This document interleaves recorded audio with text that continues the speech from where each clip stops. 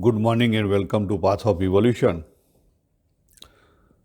Bhagavad Gita chapter 7 જેની ઉપર આપણે ચિંતન કરી રહ્યા છીએ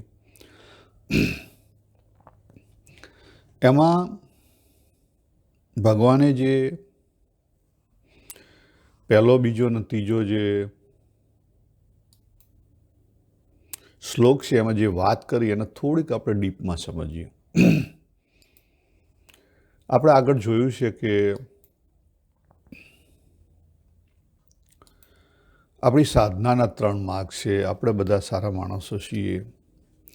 પહેલું જે છે નેગેટિવ ટુ પોઝિટિવ, આપણે એમાં ઘણું બધું કરીએ છીએ.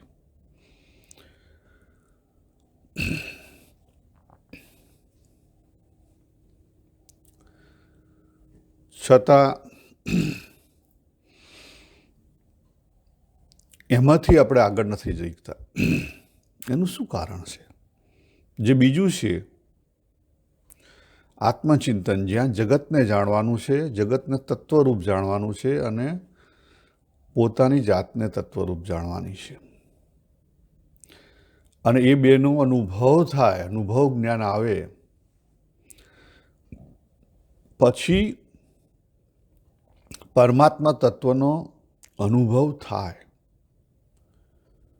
બરાબર? એટલે ત્યાં આપણે કંઈ કરવાનું વિશેષ નથી. આ બે વસ્તુ થઈ જાય પછી જે પૂર્ણપણું છે એમાં આપણે કંઈ વિશેષ નથી કરવાનું, એ ઉપરવાળો કરશે. પણ જે બીજું સ્ટેપ છે એમાં અંદર આપણને તત્વ જિજ્ઞાસા જાગવી જોઈએ. પણ અંદરથી તત્વ જિજ્ઞાસા જાગતી કેમ નથી એ પ્રશ્ન થાય.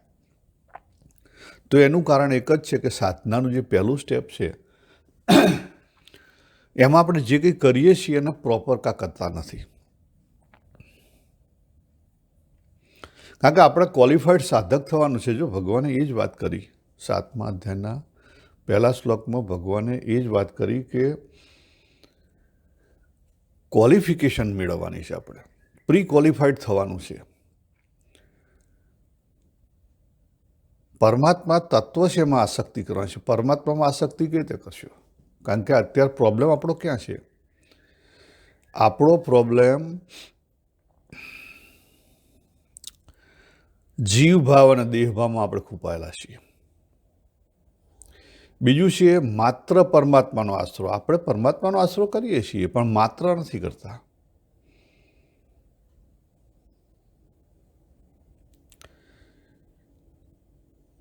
કેમ કે જો માત્ર કરીએ તો સંશય ના રહે, પરંતુ આપણી અંદર સંશયો સિવાય બીજું કંઈ છે જ નહીં. આપણો આશ્રય શાનાથી કરીએ છીએ? જો ત્યાં બહુ જ સૂક્ષ્મ વાત ભગવાને કહી છે. માત્ર ભગવાનનો આશરો કરવો એટલે શ્રદ્ધા માત્ર પરમાત્મામાં રાખવી એ બહુ અઘરી બાબત છે. કોઈ આગળના કર્મો સારા કરેલા હોય તો જલ્દી થઈ શકે, બાકી ના થઈ શકે. ભગવાન પોતે કહે છે જો 3જા શ્લોકમાં કે હજારો માણસો નીકળ્યા છે આ માર્ગે. બરાબર? એમાંથી કોઈ એક પ્રયત્ન કરે છે અને જે પ્રયત્નો કરે છે હજારો, એમાંથી કોઈ એક ભગવાન કે મને જાણી શકે છે. ભગવાને જો ચોખ્ખું કીધું 7મા અધ્યાયના 3જા શ્લોકમાં શું કીધું? તત્વથી યથાર્થપણે જાણે છે. આ અગત્યનું છે. એટલે પહેલો આપણો પ્રોબ્લેમ છે જીવ ભાવ, એટલે હું અને મારો આ દેહ, એને લઈને જે અહંતા મમતાની કામના છે. હું દેહ છું અને દેહનું જે સત્ય મનાઈ ગયું છે એ અજ્ઞાનને લઈને છે. અને એ અજ્ઞાન ક્યાં છે? આપણા પોતાના માઇન્ડમાં, આપણી પોતાની બિલીફમાં, આપણી પોતાની વેલ્યુ સિસ્ટમમાં. અને જે જીવ ભાવ છે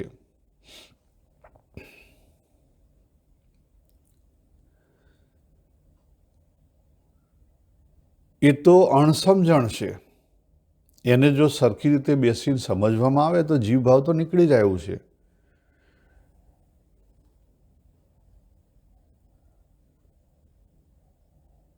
અહીંયા આપણે આજે ભગવાને વાત કરી જ્ઞાન અને વિજ્ઞાનની બીજા શ્લોકની અંદર. આજે 3 શ્લોકના સારરૂપ આપણે થોડીક વાત સમજીએ કે આપણે આટલા બધા અનેક વર્ષોથી આ બધી સાધના કરીએ છીએ. સવારે ઉઠીને ભગવાનનો જે કંઈ થાળ પૂજા આરતી બધું કરીએ છીએ, બધી બુકો વાંચીએ છીએ, સત્સંગમાં જઈએ છીએ, રવિ સભા ભરીએ છીએ, ગોષ્ઠીમાં જઈએ છીએ, છતાં ફેર કેમ નથી થતો, અંદર અનુભવ કેમ નથી થતો, આ પ્રશ્ન થાય. તો એનો સિમ્પલ આન્સર છે કે આપણે પહેલા સ્ટેપમાં સારા માણસો જ છીએ, પણ બીજા સ્ટેપમાં આપણે જઈ શકતા નથી, બીજું સ્ટેપ ચાલુ જ કરતા નથી. આપણને બીજા સ્ટેપમાં રસ જ નથી. કેમ? કારણ કે આપણે હજી જીવભાવ અને દેહભાવમાં ફસાયેલા છીએ. કેવી રીતે? સત્સંગમાં જઈએ છતાં જીવભાવમાં, હા, સત્સંગમાં જઈએ છતાંય જીવભાવના દેહભાવમાં છીએ. જે ભગવાને વાત કરી ને 3જા શ્લોકની અંદર કે હજારો માણસો આ માર્ગે નીકળેલા છે, પણ આપણે સાચો પ્રયત્ન નથી કરતા. આ પહેલી ખામી આપણને મોટા ભાગના ના લાગે છે. બીજું, હજી આપણે પ્રી ક્વોલિફાઈડ નથી થયા. કારણ કે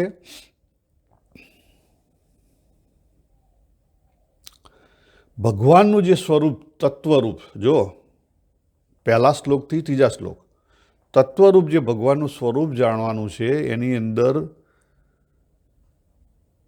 પરમાત્મામાં આસક્તિ હોવી જોઈએ. એટલે ગોલ અને વેલ્યુ સિસ્ટમ ત્યાં હોવી જોઈએ, માત્ર પરમાત્મા. કારણ કે અત્યારે હાલ આપણી આસક્તિ જગતમાં છે, જીવભાવમાં છે, દેહભાવમાં છે.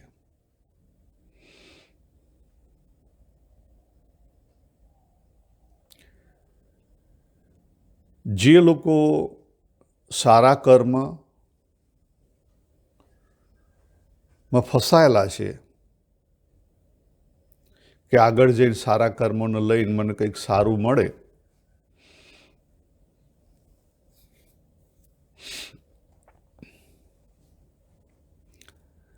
આ જન્મ, પાછલો જન્મ, એ બધા જીવભાવમાં ફસાયેલા છે. અને જે લોકો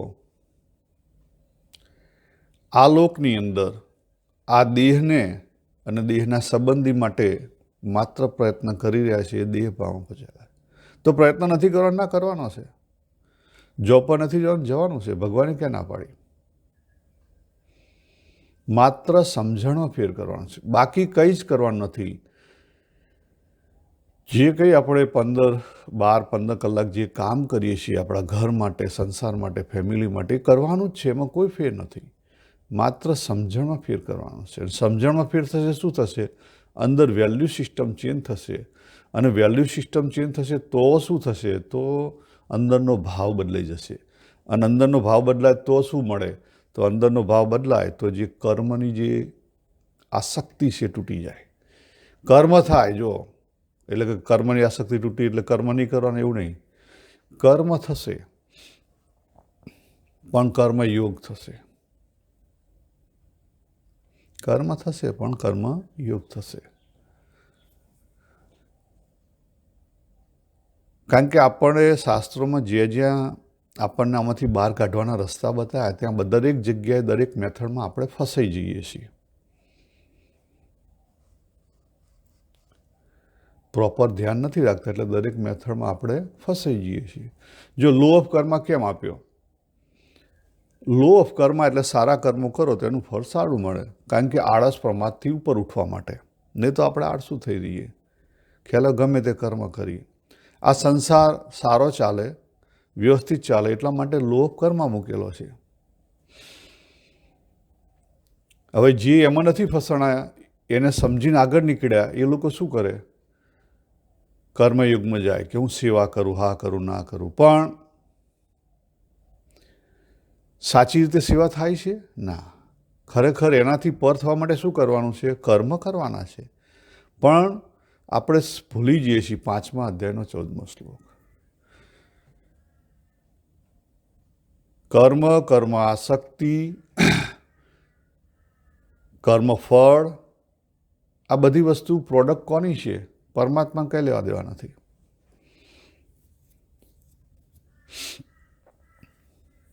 એટલે નિયતિના પાર્ટરૂપ જે કંઈ પરિસ્થિતિ સારી ખરાબ ઊભી થાય, જે કંઈ આપણે કર્મ કરીને એનું ફળ સારું ખરાબ આવે, તો એના પ્રભાવથી આપણે વિચલિત નથી થવાનું, પરંતુ આપણે આપણું કર્તવ્ય બજાવવાનું છે. જો ભગવાને આ મુખ્ય વાત ગીતામાં એ જ કરીને અર્જુનજીને શું કીધું કે ભાઈ તારામાંથી ભાગવાની જરૂર નથી, તું તારું કર્મ બજાવ, આમાંથી તાર પ્રભાવિત થવાની જરૂર નથી. આટલા બધાનું મારી નાખી, પણ તું ક્ષત્રિય છે, તારું કર્મ બજાવ, તો કર્મયોગ થાય. અને આ રીતે સારા ખરાબ કર્મથી જે રિએક્શન આપણે કરીએ છીએ એનાથી પર થઈ, જો આપણે મોસ્ટ ઓફ આપણે રિએક્શનમાં વર્તીએ છીએ, દેખાતું નથી પણ રિએક્શનમાં વર્તીએ છીએ. આપણને મોહ છે, આસક્તિ છે ત્યાં, મારે તો આ જવું જ પડે, મારે તો આ કરવું જ પડે. ખ્યાલ આવે? એ સારી બાબત છે, પણ એમાં આપણે લાઇક અને ડિસલાઇકમાં ફસાઈ ગયા છીએ. ત્યાં આપણું ધ્યાન નથી જતું.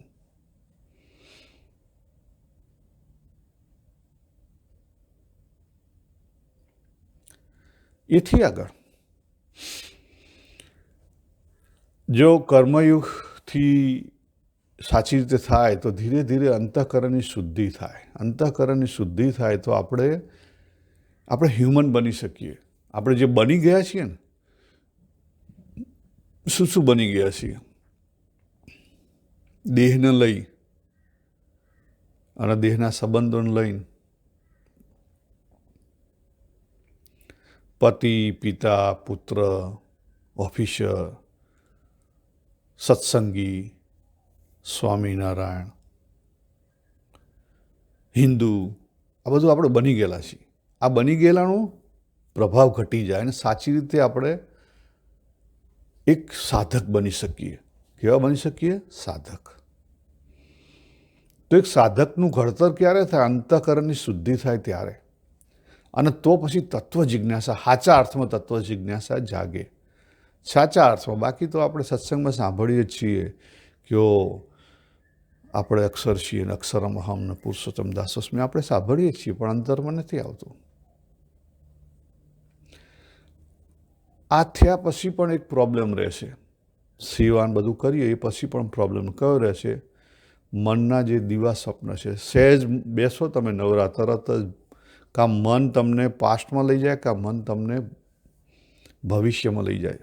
આ ચેક કરજો. આ હું મારા બધા અનુભવોની માંથી જે સમજ્યો છું એની વાત કરી રહ્યો છું. મન આપણને ખેંચી જ જાય છે. અને તમે પૂછજો, કોઈ રિટાયર થયેલા હોય તો એમને ખાસ પૂછજો, તો એમને ખબર પડશે કે મન કેવું ખેંચી જાય છે. આપણને ખબર જ નથી કે મન ખેંચી જાય છે. એના માટે આપણે ત્યાં બધા ધ્યાન અને યોગ અને માળા અને બધી વસ્તુ એના માટે મૂકેલી છે. ભગવાનની માનસીની બધી વસ્તુ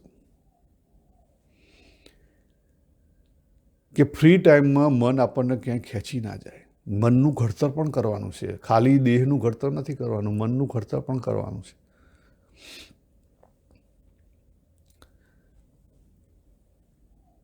પણ આ રીતે આપણે આ બધા યોગમાં ધીરે ધીરે આગળ વધીએ એટલે પછી શું થાય કે આપણે અભ્યાસ કર્યો બુકોનો, આપણને સારા વચનામૃત બોલતા આવડતું, ભગવદ્ ગીતાના શ્લોકો આવડતું, એટલે પછી એમાં ફસાઈ જવાય.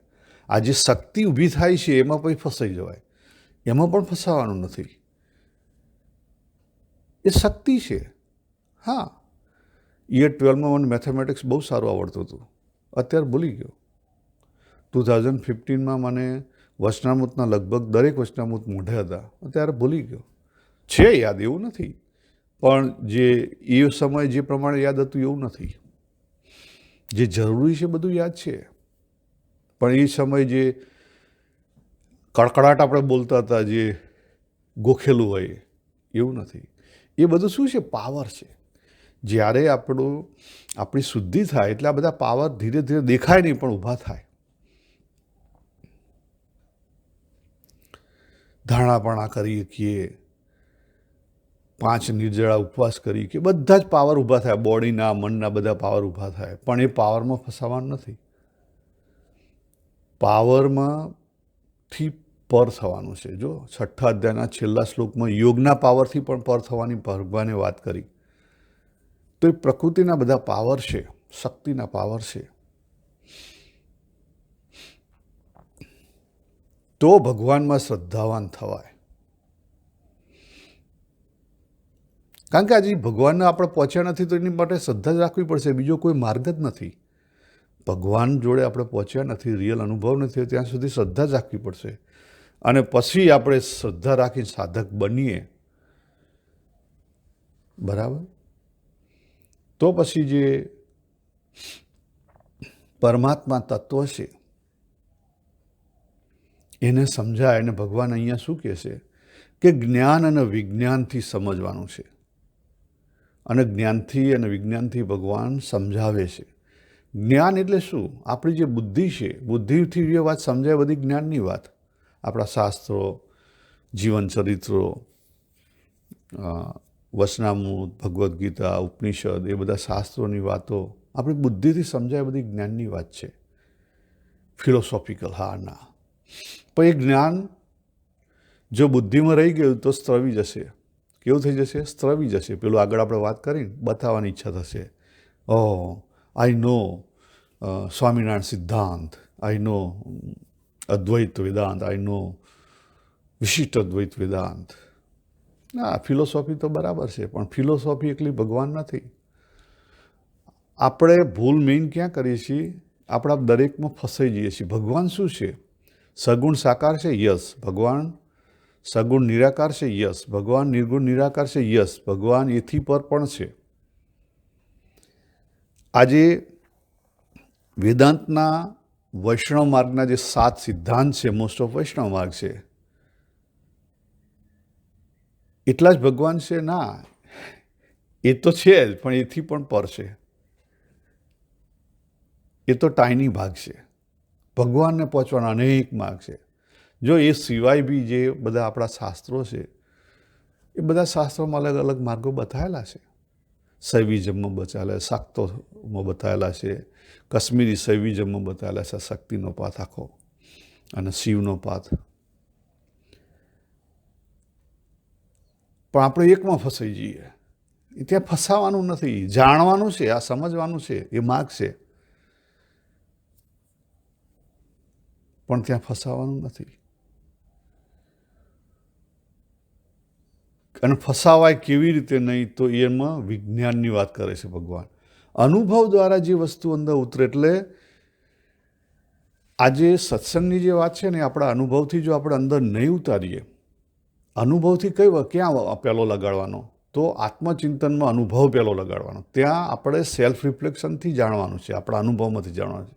કોઈ ઘટના ઘટી તો એનું વિશ્લેષણ કરી એમાંથી આપણે જાણવાનું છે કે ભાઈ આમાં આપણે આગળ જોયું હતું કે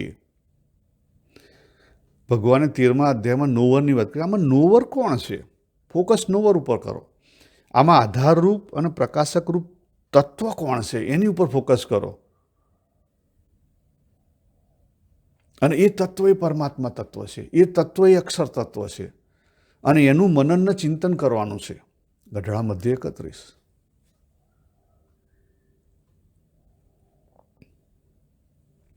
ભગવાને 13મા અધ્યાયમાં વાત કરી, 13મા અધ્યાયનો 13મો શ્લોક, સત અને અસત અને એથી પર. તો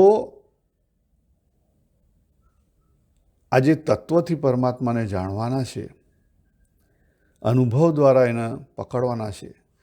તો અનુભવ દ્વારા કેવી રીતે પકડાય? હું તમને અહીંયા સિમ્પલ કી બતાવું, બહુ સિમ્પલ કી. સ્વરૂપની વાત કરીએ આપણે. સ્વરૂપ એટલે શું? તો કે સ્વરૂપ એટલે કે જેનો બોજ ના લાગે, જેના વગર આપણું અસ્તિત્વ નથી, જેનો ત્યાગ શક્ય નથી, બરાબર. અને સ્વસ્વરૂપમાં રહેવા માટે કોઈ પ્રયત્નની જરૂર નથી. આપણે સ્વસ્વરૂપમાં જ છીએ, પણ આપણે એની તરફ ફોકસ નથી કરી શકતા. એટલો જ આપણો પ્રોબ્લેમ છે. એની ઉપર ફોકસ કરવાનું છે. તો આજે આપણું સ્વસ્વરૂપ છે. આપણે પોતાની જાતને જાણીએ ને તો બીજાને જાણી શકીએ, બાકી ના જાણી શકાય. આપણે પોતાની જાતને બુદ્ધિથી જાણવા પ્રયત્ન કરશો તો અપરા એ ચેન્જેબલ છે, તો આપણે પોતાની જાતને પણ નહીં જાણી શકીએ ને બીજાને નહીં જાણી શકીએ.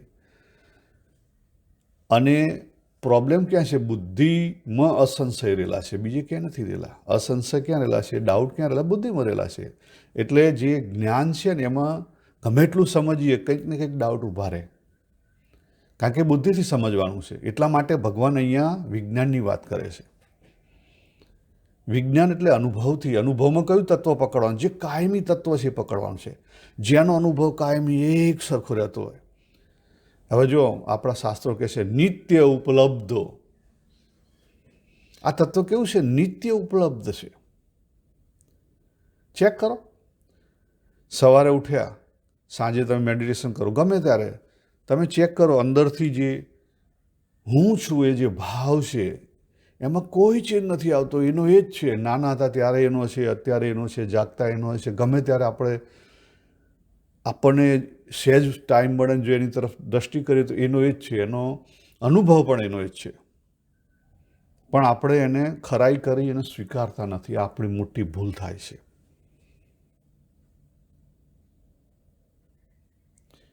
એટલે આપણા પોતાનું જે સ્વરૂપ છે એને આપણે પહેલાં ખરાઈ કરવી પડે, ટકોરા મારીને, પછી એક્સેપ્ટ કરી લેવું પડે. એક્સેપ્ટ કરીને પછી એની ઉપર અભ્યાસ કરવો પડે, એની ઉપર મહત્ત્વ આપવું પડે. વારંવાર કેમાં કેને મહત્ત્વ આપવાનું, નોવરને મહત્ત્વ આપવાનું. તો ધીરે ધીરે ઊંડા ઉતરે કે ભાઈ આમાં ઊંડો નોવર કોણ છે, છેલ્લો નોવર કોણ છે, લાસ્ટ નોવર કોણ છે. 13મો અધ્યાય જે વાત કરી ભગવાને,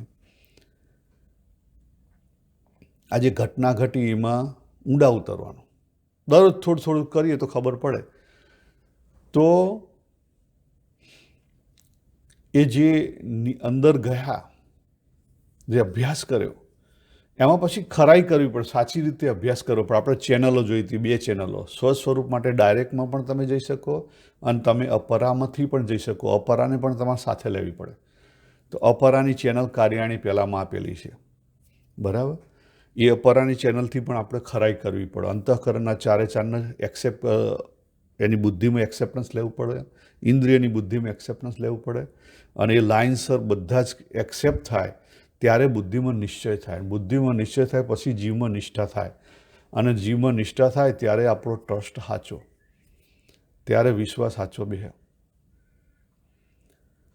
અને ત્યારે સાચી ખરાઈ થાય ત્યારે આપણને ડાઉટ ના રહે. અને આ રીતે ભગવાનને પણ તત્વથી જાણવાના છે. કારણ કે ભગવાનને આપણે કહે કે વાસુદેવ સર્વમ, બધું જ પરમાત્મા સ્વરૂપ છે, ભગવાનની લીલા છે, તો આપણને નહીં સમજાય. તરત બુદ્ધિ ડાઉટ ઊભા કરશે, બરાબર. ભગવાનની મૂર્તિમાં જઈને કહેશું કે આ ભગવાન છે તો પણ ભગવાન ડાઉટ કરશે કે આ એટલા ખાલી પથ્થરમાં થોડા ભગવાન છે, બરાબર. એટલે કોઈ મેથડમાં ફસાશો તો મુશ્કેલી થશે. એટલા માટે તત્વરૂપ ભગવાનને જાણવાના છે. અને તત્વરૂપ ભગવાન સમજાય તો જ આગળ આપણું ઉકેલ આવે. આગળ ભગવાનના તત્વરૂપ સમજવા માટે ભગવાન વાત કરે છે ઈશ્વર તત્વની વાત, જીવ તત્વની વાત કરે છે, પછી ઈશ્વર તત્વની વાત કરે છે, અને પછી પરમાત્મા તત્વની વાત કરે છે. એટલે ટોટલ 5 તત્વો થાય. એકબીજાનો આધાર છે, પણ 5 તત્વો થાય. જીવ, ઈશ્વર એટલે માયાની અંદર, માયા એટલે પ્રકૃતિ, અને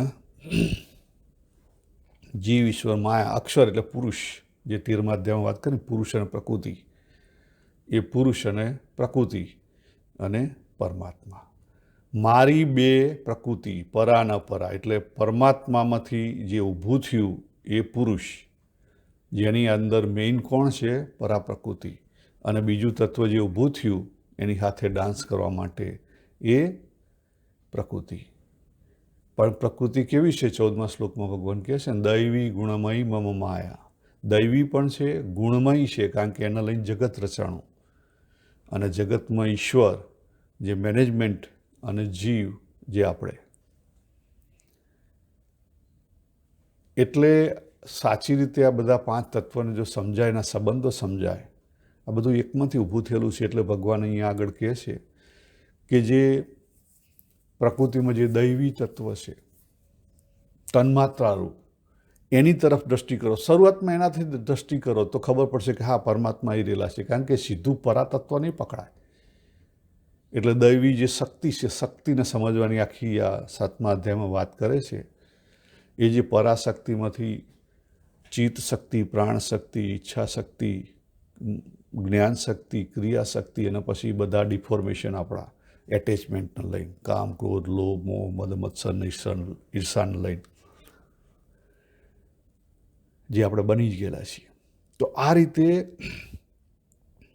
જે તત્વરૂપ છે એને સમજીએ તો આપણો ઉકેલ આવે. તો પછી તમારે કંઈ એક વાર સમજાઈ જાય પછી વિશેષ કંઈ કરવાનું નથી. તો ખબર કેવી જ પડે કે મને સમજાઈ ગયું છે. તત્વરૂપ જો પરમાત્મા તમને સમજાઈ ગયા છે તો તમે જ્યાં હશો ને ત્યાં પૂરેપૂરા ભરેલા હશો. તમે જ્યાં હશો ત્યાં કમ્પ્લીટલી સહજતામાં હશો. તમે જ્યાં હશો ત્યાં કમ્પ્લીટલી હાર્મનીમાં હશો. તમને અંદરથી પુશ નહીં થાય. તમારી પૂરેપૂરી જવાબદારી તમે કમ્પ્લીટ બજાવતા હશો. તમે ભલે 16 કલાક કામ કરતા હોય, 24 કલાકમાંથી 16 કલાક કામ કરતા હોય, કે 18 કલાક કામ કરતા હોય, કે 20 કલાક કામ કરતા હોય, પણ તમે કેવી રીતે કામ કરતા હશો? સહજતામાં.